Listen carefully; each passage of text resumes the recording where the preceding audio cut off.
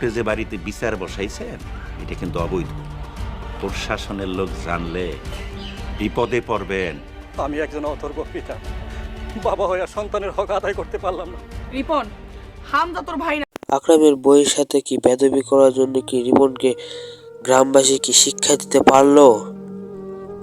তো গাইস, ইতিমধ্যে আমরা দেখতে পেয়েছি রিপন ও হামজা কিন্তু ইমানদার ছেলে।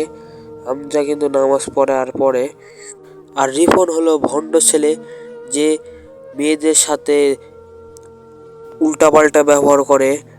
তো ইতিপূর্বে আমরা দেখতে পেয়েছি রোজা ও নামাজের নাটকের প্রথম পর্বে হামজা কিন্তু পরশগার ছেলে, মানে নামাজ পড়ায় মসজিদে।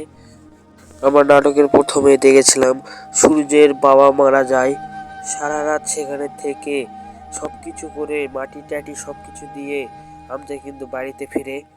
এইদিকে আমরা দেখতে পেয়েছি হামজার যে সৎ মা হামজাকে মোটেই দেখতে পারে না।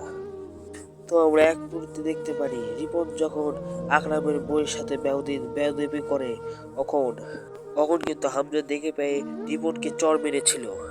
এই চর মারার জন্য রিপন কিন্তু বাসায় এসে আর হামজার সৎ মাকে বলে দেয়। এই কারণে অনেক বাড়িতে ঝামেলা লাগে। আর হামজার সৎ মা তো তাই হামজাকে না খেয়ে রেখেছিল সারা রাত। কিন্তু রিপনের বাবা অনেক ভালো লোক ছিল, সে হামজাকে দিলায়। তো গাইস, মেন কথা হলো নামাজ ও রোজা, সরি রোজা ও নামাজ দ্বিতীয় পর্বে আমরা কি দেখতে পারবো, এইটা জানার আগে আমার চ্যানেলটা সবাই সাবস্ক্রাইব করুন। আর আজকে তো রোজা গেল, সবাই কমেন্টে বলবেন কারা কারা রোজা ছিলেন। তো আগামী পর্বে গ্রামের সবাই মিলে একটা মিটিং বসে সব দোষ কিন্তু হামজার উপরই পড়বে।